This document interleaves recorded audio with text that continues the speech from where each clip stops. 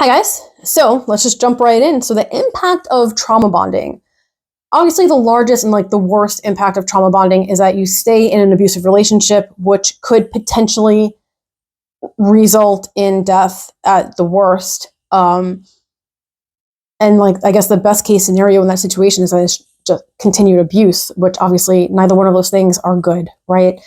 Um, Sometimes once you're actually separated from your abuser, you can still have that impact on self-esteem, even months or years after separation from the abuser.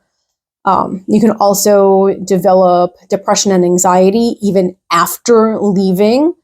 And it also increases the likelihood of an intergenerational cycle of abuse.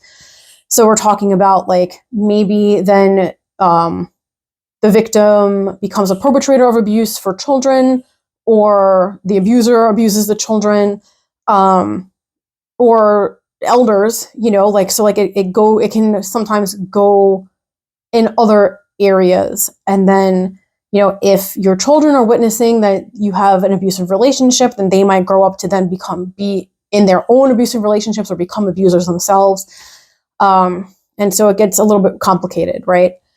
So you can also, I kind of like this quote, I guess, as much as you can like this quote, right? It says it's a clinician named with the last name Kwong. The person being abused may feel conflicting feelings like shame, love, self-blame, terror, relief, anxiety, gratitude, and fear towards the perpetrator.